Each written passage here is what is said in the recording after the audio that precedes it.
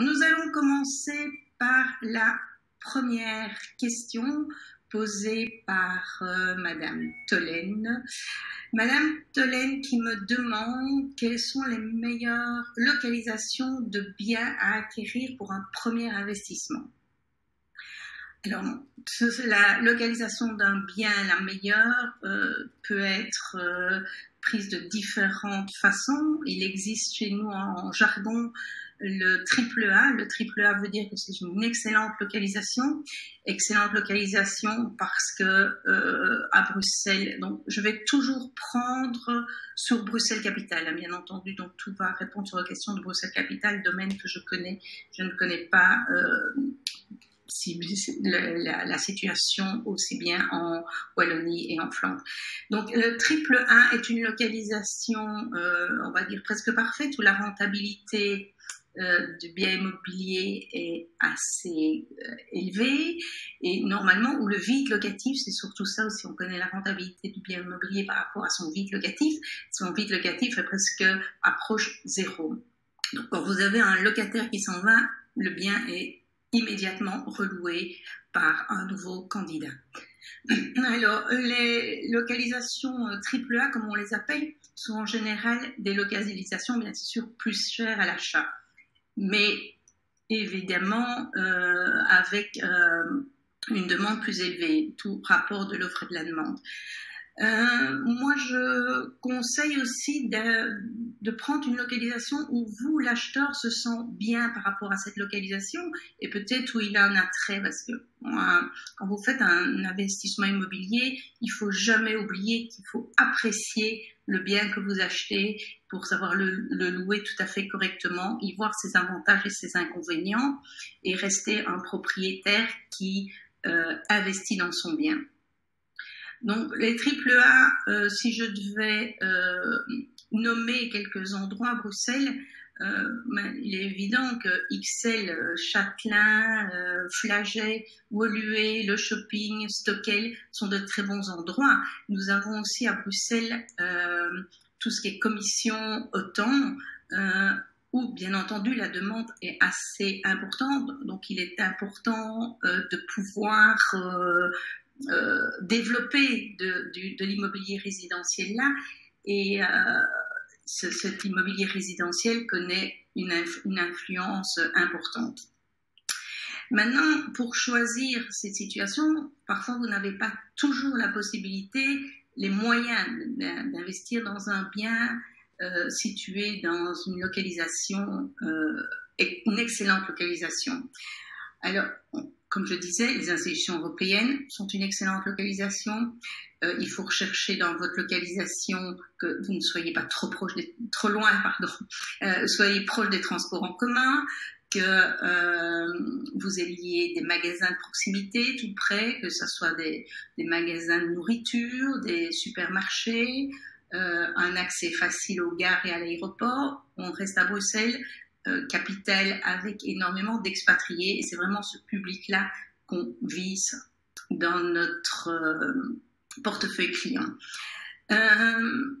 Il est aussi important de déterminer votre budget pour ces endroits et donc parfois il vaut mieux acheter un bien à louer dans un plus petit mais dans un bel endroit, bon endroit, plutôt que d'acheter un bien trop grand dans un endroit plutôt reculé. Donc moi, sur un petit budget pour un premier bien, je vous conseillerais plutôt d'acheter un appartement, une chambre près du shopping Stockel ou dans le Triangle d'Or, ce qu'on appelle le Triangle d'Or, c'est Châtelain, Flagey, Bruckmann, plutôt que de prendre un 2 chambres dans une zone un tout petit peu plus reculée.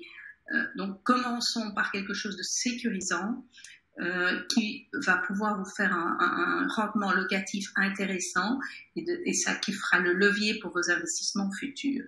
Donc, pour répondre plus court à votre question, quelles sont les meilleures localisations? Localisation, c'est des triple A, c'est des biens près des commissions, près de l'activité, et vraiment aussi, n'oubliez pas de vous sentir bien avec cette localisation, c'est important dans son investissement immobilier, d'aimer le bien que vous achetez. Alors, Madame Pirard me demande une question. Bonjour.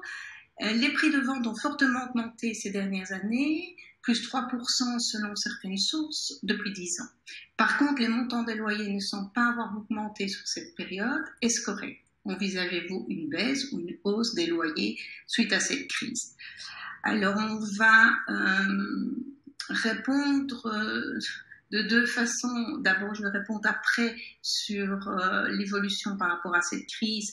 Vous verrez à la fin j'ai mis toutes les questions qui reprenaient le confinement à la fin de l'exposé, parce que c'est vraiment quelque chose qui touche pour le moment dans cette situation un peu particulière. Alors, oui, effectivement, le prix de vente a augmenté, ça, surtout dans des endroits stratégiques. Les loyers n'ont pas... En réalité, les loyers n'ont pas augmenté, cette hausse vraiment, n'ont pas augmenté de 3%. Donc, je ne pense pas sur ces 10 dernières années.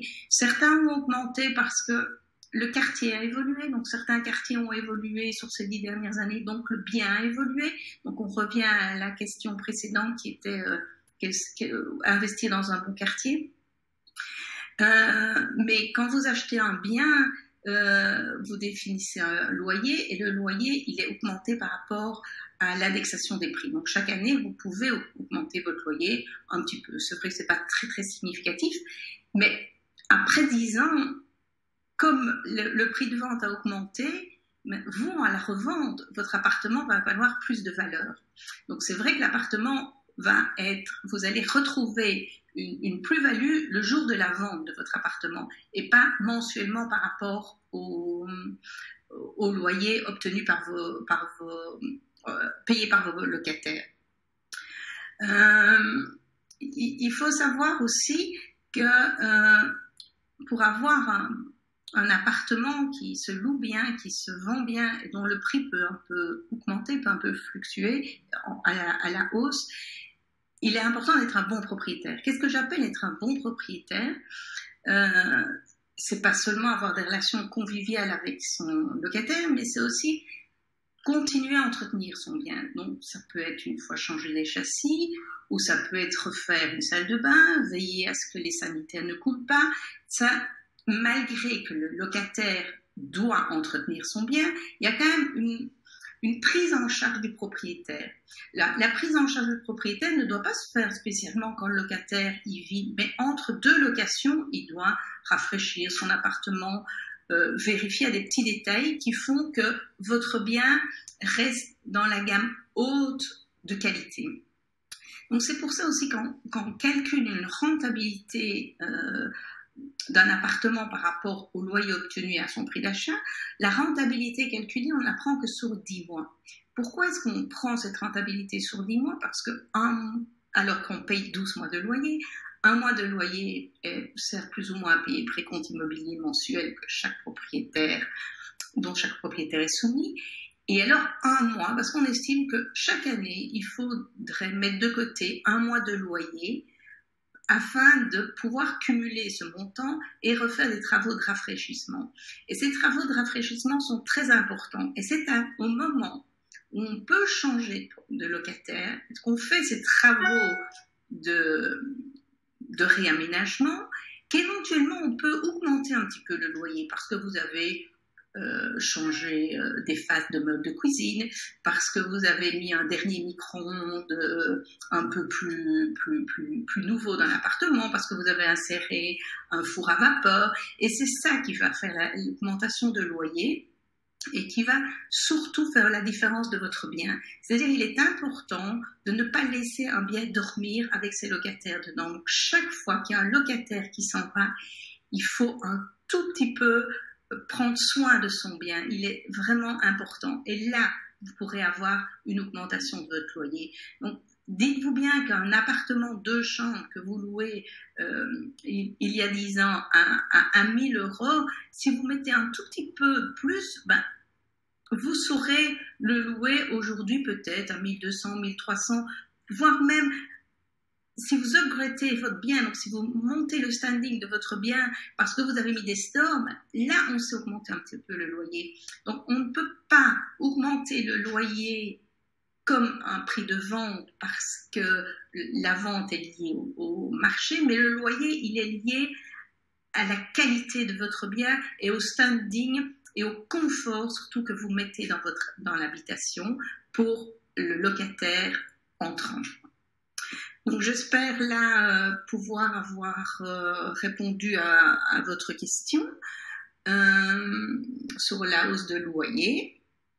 Alors, non, la seconde partie, vous demandiez les loyers suite à cette crise. Moi, je ne pense pas que les loyers vont subir une diminution. Il va peut-être avoir un petit flottement directement à la reprise, mais le loyer, le marché locatif à Bruxelles a encore beaucoup de beaux jours devant lui.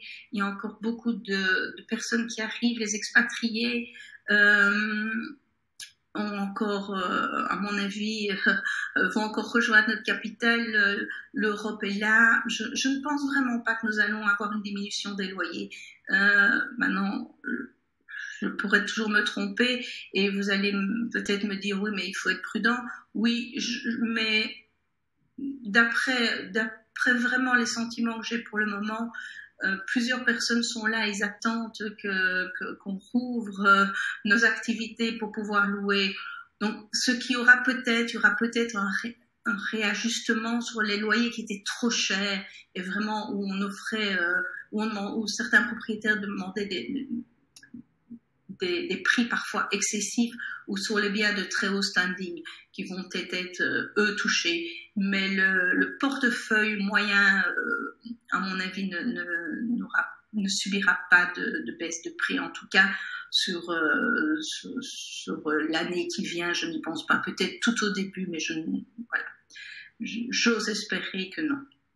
Alors, je vais couper ma liste de questions de celles que j'avais reçues gentiment avant par Yasmine ici qui m'envoie en direct une question. Donc, bonjour, si un bail a été signé avant le 16 mars, les occupants peuvent-ils emménager? Comment se déroule l'emménagement, déménagement, remise des clés, état des lieux? Est-ce encore possible ou tout est annulé? Ah ben voilà, donc c'était une question que je comptais répondre à la fin, mais comme c'était sur le confinement, mais là je viens de la lire, donc je vais répondre à Yasmine. Alors, voilà, ce bail a été signé avant le 16 mars. Je ne sais pas quand les occupants pensaient rentrer. Donc il faut voir si les occupants viennent de l'étranger ou sont belges. Donc s'ils viennent de l'étranger, ça va être compliqué de rentrer parce que là, les frontières étant fermées, on ne peut pas faire d'aménagement. Par contre, si c'est des personnes habitant déjà à Bruxelles qui veulent changer juste de lieu d'habitation, certaines entreprises de déménagement fonctionnent en respectant les règles de distanciation. Et surtout, il faut savoir qu'en cas urgent, vous pouvez déménager. Donc, qu'est-ce que j'appelle un cas urgent? Vous déménagez parce que votre bien a subi de l'humidité et il était important que vous déménagiez. Vous déménagez parce que votre bien a été vendu et vous devez absolument quitter les lieux. Donc ça, ce sont des situations urgentes. Donc si votre déménageur, parce que vous faites appel à une équipe extérieure, veut bien faire le travail, il n'y a pas de problème, vous pouvez le faire, en respectant bien sûr tout ce qui est consigne. Si vous le faites vous-même ou en famille, non. Vous pouvez le faire vous avec quelqu'un, avec une camionnette, mais ça doit être de nouveau très très respecter très fort les normes et le faire vous-même en faisant attention aux autres. Si c'est une copropriété, dans l'ascenseur, favoriser plutôt la cage d'escalier. Voilà, donc c'est pas facile, on est bien d'accord. L'état des lieux peut avoir lieu avant. Donc il est possible de réaliser l'état des lieux, les experts font les états des lieux. La seule différence, c'est que les états des lieux sont faits par les experts seuls dans les lieux. Donc, on doit leur donner les clés avant. Ils font l'état des lieux et ils vous remettent les clés après. Ils vous envoient un rapport dans les quelques semaines, 2-3 semaines qui suivent. Et ce rapport peut être ajusté par rapport à vos remarques. Donc, vous allez vous rentrer dans votre appartement vite. et vous allez éventuellement faire des photos, vérifier si le rapport de l'état des lieux correspond bien à ce que vous avez découvert le jour où vous avez pris possession de votre appartement. Comment se passe la remise des clés à ce moment-là? Ben, écoutez, j'ai été amenée à le faire, donc on le fait avec beaucoup de précautions. Donc, qu'est-ce qu'on fait? On remet une clé dans une enveloppe, on laisse l'enveloppe fermée 2-3 jours, on prend l'enveloppe du bout des doigts précautionneusement, on la met dans un endroit déterminé avec le nouvel occupant qui attend encore 2-3 jours et qui prend possession des clés en faisant très attention. Et personnellement, j'ai un peu aspergé les clés de vinaigre et donc tout s'est très bien passé et les locataires sont dans leur appartement. Il est vrai que c'est une aventure pas facile et compliquée. Alors, vous terminez votre question par est-ce possible d'annuler? Alors, annuler votre déménagement, non. Vous le reportez. Annuler votre bail, non.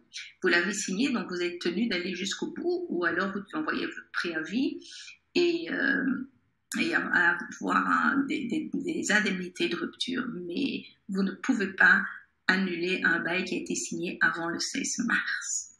Voilà, j'espère, Yasmine, que j'ai répondu à votre question. Merci. Alors, pour en revenir à mes questions plus générales, nous avons une question. Bonjour, je suis propriétaire d'un appartement dans un immeuble que je mets en location. Cet immeuble est vieillissant et les charges de copropriété deviennent de plus en plus lourdes.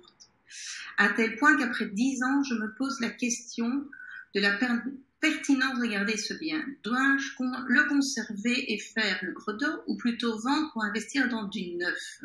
Merci de votre réponse. Alors, les charges élevées sont vraiment un vrai problème. Donc, nous avons vraiment 2 styles d'immeubles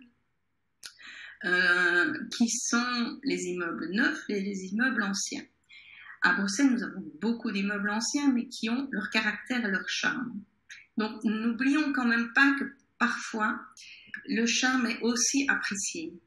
Donc, il faut analyser un peu. Je n'ai pas envie de faire une réponse directe et je veux dire générale sur ce sujet, parce qu'il faut voir quelles charges sont élevées. Alors, est-ce que c'est des charges parce que c'est une copropriété vieillissante et qu'il faut tout rechanger? Alors, si vraiment cet appartement a un caractère émotionnel ou parce que l'émotionnel est très important dans notre métier, si cet appartement a un caractère émotionnel et que vous voulez le garder mais qu'il faut réinvestir dedans, peut-être faire le gros dos. Mais il faut aussi savoir qu'aujourd'hui, des charges d'un immeuble neuf sont plus ou moins à 1 € du mètre carré. On a certains appartements où les charges vont jusqu'à 4 € du mètre carré, ce qui est énorme. Donc, quand nous déterminons un prix de loyer, nous demandons toujours les charges. Pourquoi? Parce que le client locataire va payer une enveloppe.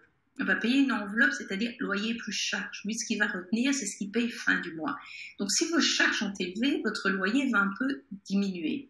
C'est normal. Alors, dans les charges, il faut aussi voir charges communes ou charges privatives. Donc, vous avez les charges communes qui font partie de l'immeuble et ça qui est vraiment inhérent. Vous ne savez pas... vous ne savez pas prendre des décisions seul, donc ça pourrait être des charges parce que vous avez encore un concierge, le concierge coûte cher, mais n'oubliez pas non plus que dans certains immeubles de standing, le concierge est une plus-value aussi, il y a des personnes qui aiment bien avoir un concierge. Vous avez aussi, maintenant il y a des charges parce qu'il faut changer les ascenseurs, les charges communes, hein, je parle, il faut changer les ascenseurs, il faut changer la chaudière, et ça c'est des charges qui sont inhérentes aux propriétaires et c'est vrai qu'ils sont très très chers. Alors, est-ce qu'il faut vendre et acheter dans du neuf?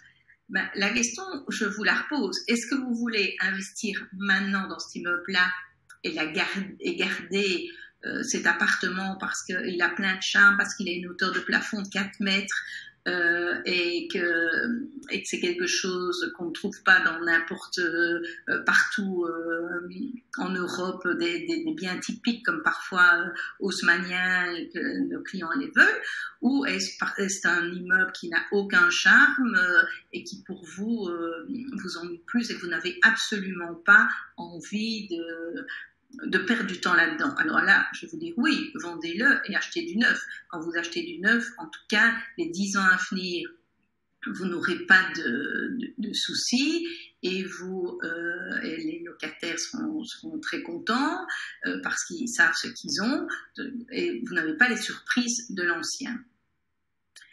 Maintenant, j'ai souvent rencontré aussi des propriétaires d'appartements anciens avec des charges élevées qui ont pris en main la copropriété et ont géré. Alors c'est un travail ardu et pas toujours agréable, mais quand une copropriété est bien gérée et qu'on étudie bien les comptes, parfois on peut réduire les charges de copropriété, mais il y a un investissement de départ à faire, c'est certain.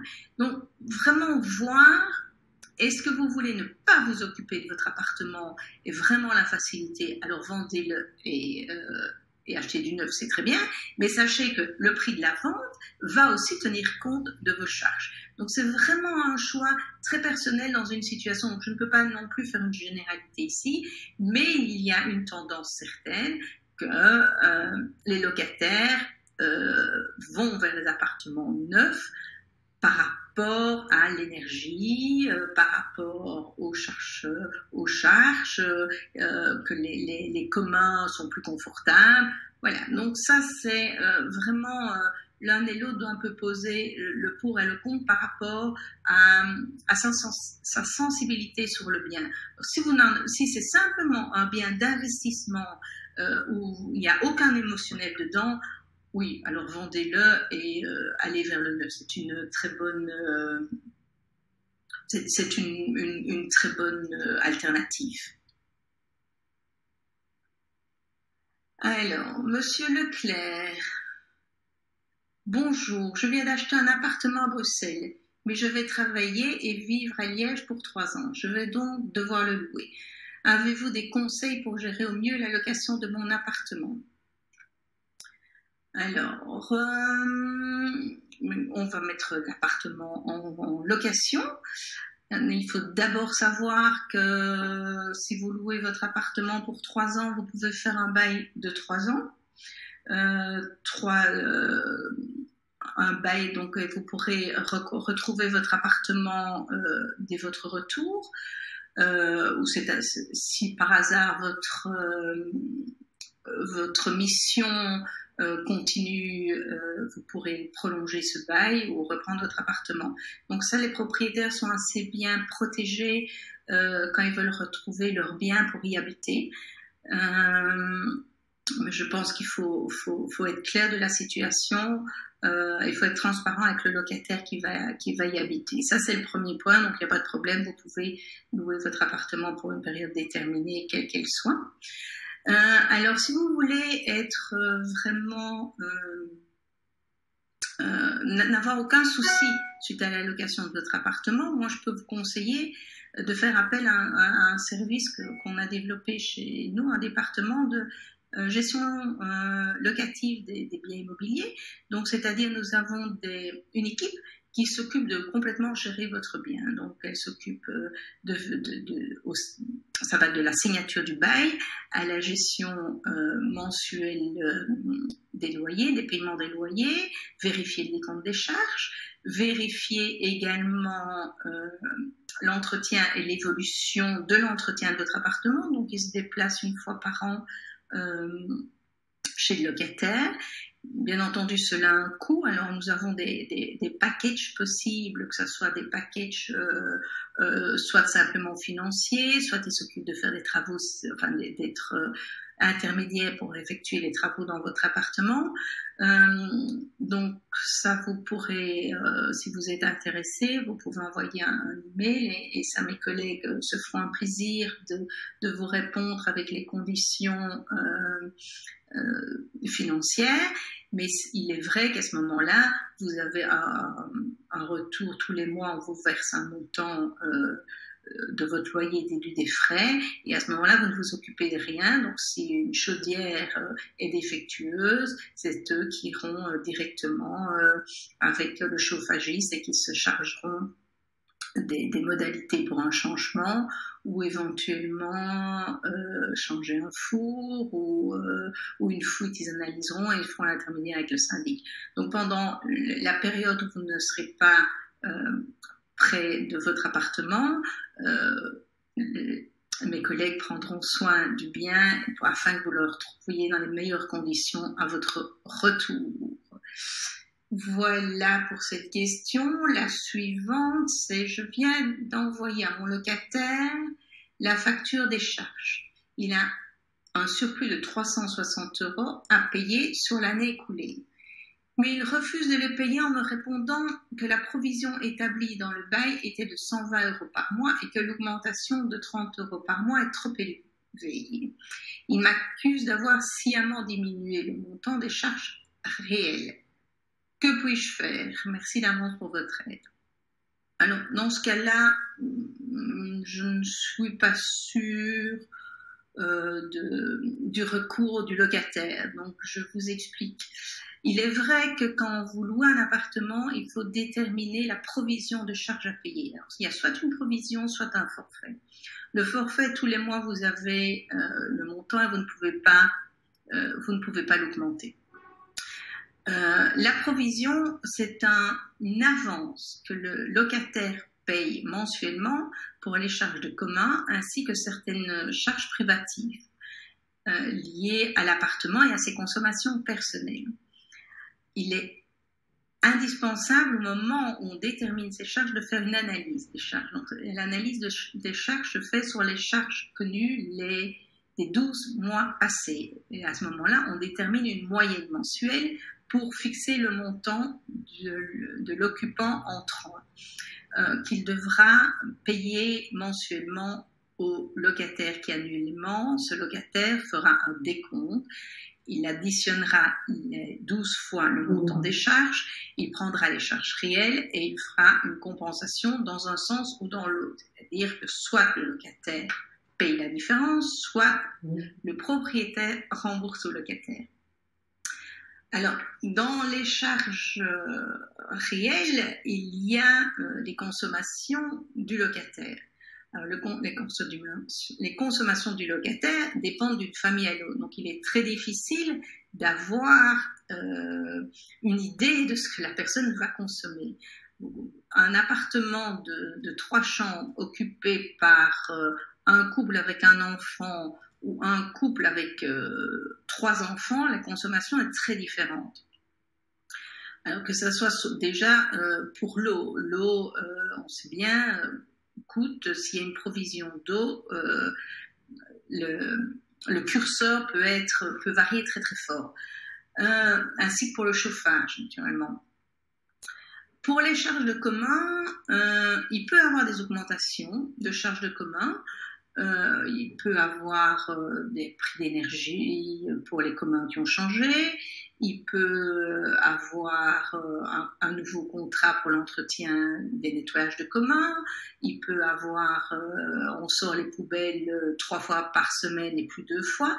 Donc tout ça, c'est des frais pris en charge par le locataire qui sont payés dans cette provision. Alors, ici, dans ce cas-ci, je pense que Madame Van den Brand a tout intérêt à envoyer des comptes du syndic à son locataire et lui expliquer pourquoi les 30 € sont en plus et d'où vient cette augmentation. Si cette augmentation vient de charges privatives, il n'a aucune contestation à avoir. Si ça vient de charges communes, il est juste important de l'expliquer. Le syndic peut l'expliquer. Il peut avoir un mail justificatif de ça. Et après cette explication-là, normalement, il n'y a aucun recours à ça. Alors, est-ce qu'on aurait pu prévoir ces 30 €? Non. Et 30 € représentent peut-être beaucoup pour ce locataire, alors que c'était déjà 120 €. mais pour ça, il n'y a pas vraiment de recours. Je pense que là, c'est une provision. Il faut le savoir, c'est que cette augmentation est tout à fait correcte. Maintenant, vous auriez eu des charges de 120 € et vous réclamiez 120, 1000 ou 1200 € pour l'année, donc le double des charges. Là, il peut peut-être avoir un problème. Donc, ça n'a pas été fait sciemment, ça n'a peut-être pas été fait dans les règles de l'art.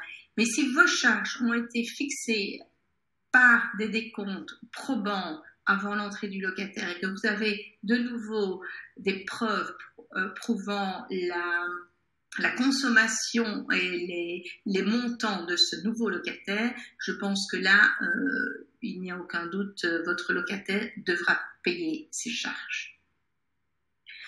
Alors, Monsieur Pop, bonjour, j'entends souvent que passer par une agence réduit le risque de tomber sur un mauvais locataire. Comment sélectionnez-vous vos locataires?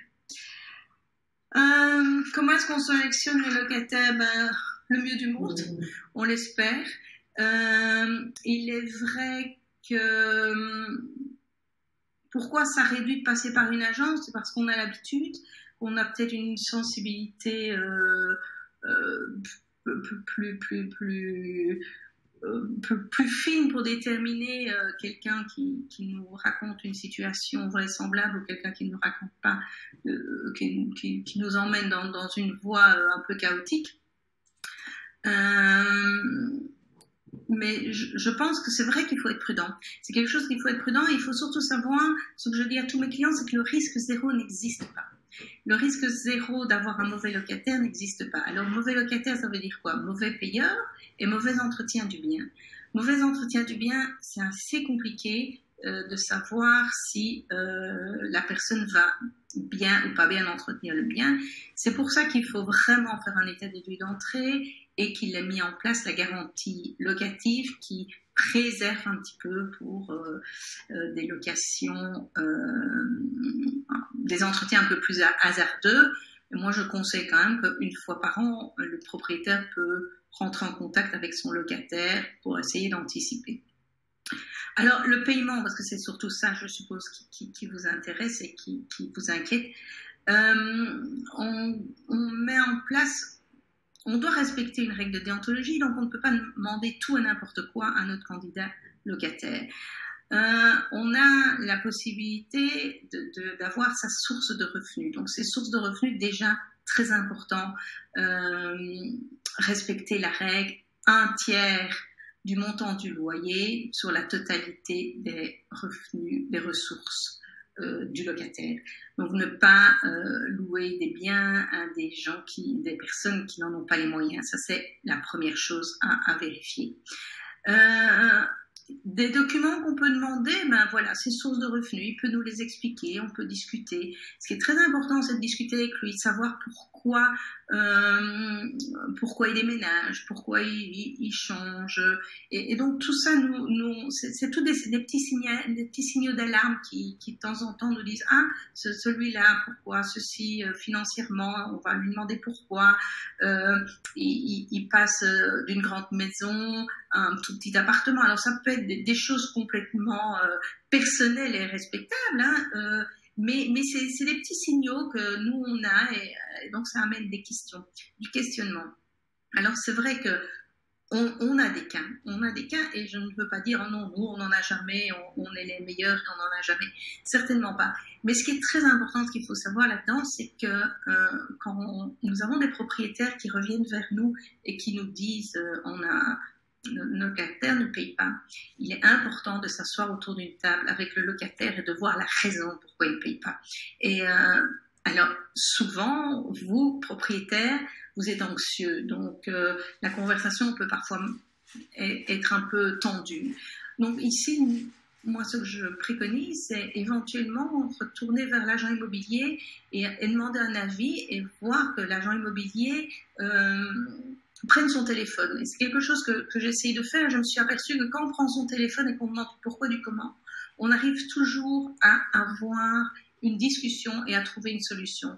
Alors souvent, ça prend pas beaucoup de temps, mais ça aide beaucoup un propriétaire. Et cette aide, que ça soit simplement parce que un locataire arrête de payer parce que il vient de perdre son job et il ne sait pas comment faire. Donc, et il ne pense pas, mais peut-être qu'on pourrait simplement trouver un accord avec lui.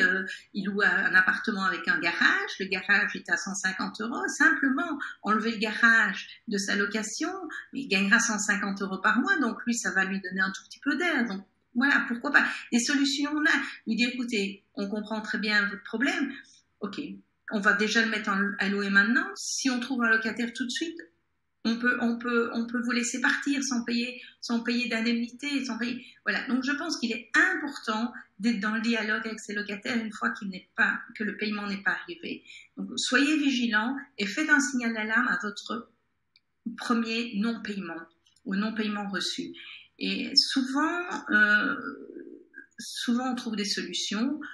Voilà, c'est l'attrait d'un agent immobilier aussi, c'est parfois avoir la communication et pouvoir avoir un peu la sensibilité de connaître les personnes et connaître un peu dans quelle direction on peut aller pour les aider.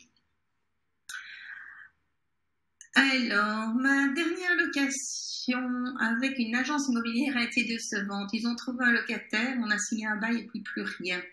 Quels sont les niveaux de service que vous proposez chez La Tour et Petit et quels sont vos honoraires?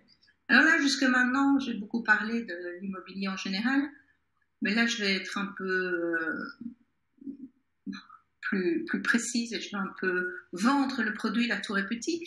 Alors, La Tour et Petit, on propose des services le plus complets en réalité en location.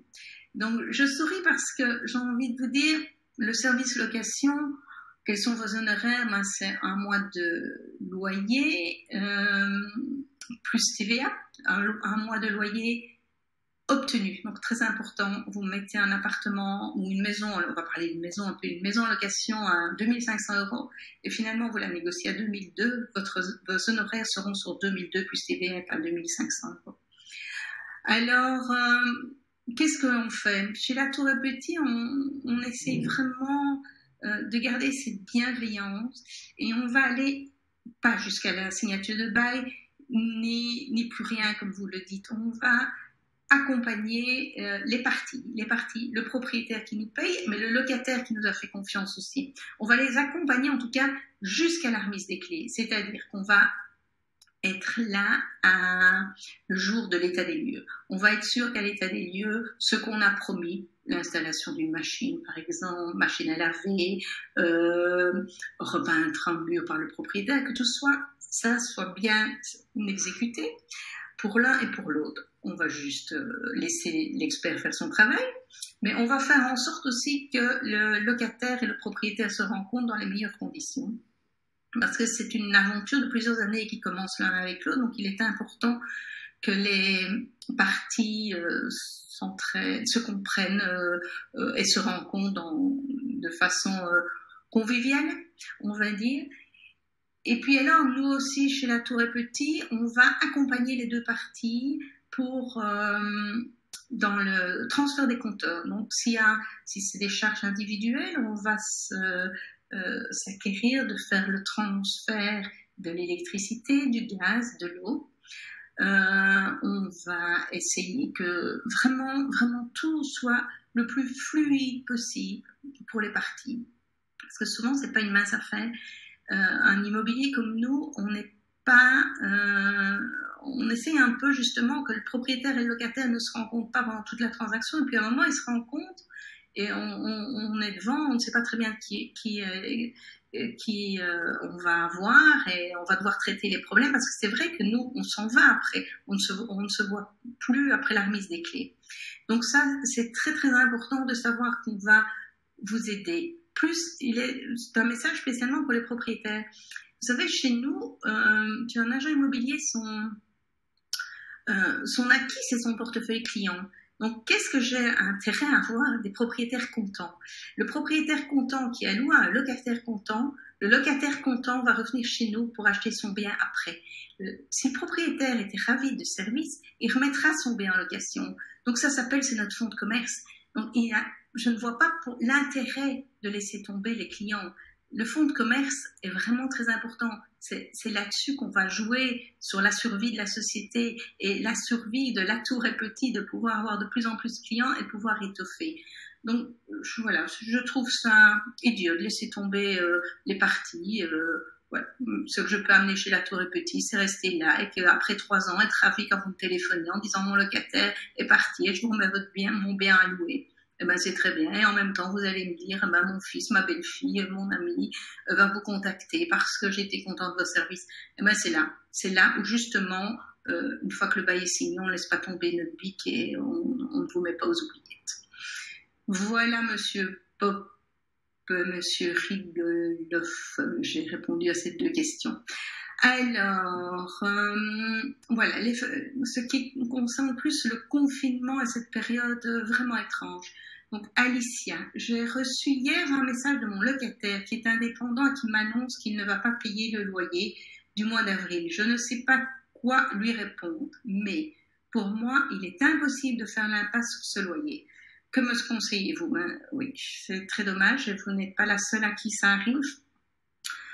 Pendant cette période, il est pas possible, il est dans l'obligation, ce locataire, de payer son loyer. Il a jouissance complète du bien, il a signé un contrat de bail, c'est impératif de payer son loyer. Donc là, il n'y a pas vraiment beaucoup de solutions, sauf de nouveau de rentrer en contact avec lui et de voir la solution que vous allez pouvoir déterminer tous les deux. Donc vous, ça ne vous arrange pas. Si ça ne vous arrange pas, c'est certainement parce que ce revenu est important aussi pour vous. Si c'est par rapport à un remboursement de crédit, je vous conseille vivement de prendre contact avec votre banque et de voir un peu ce que vous pouvez faire. Pardon, ce que vous pouvez faire, mais il est vraiment pas possible de ne pas payer son loyer pendant cette période de confinement. J'en suis désolée pour votre locataire.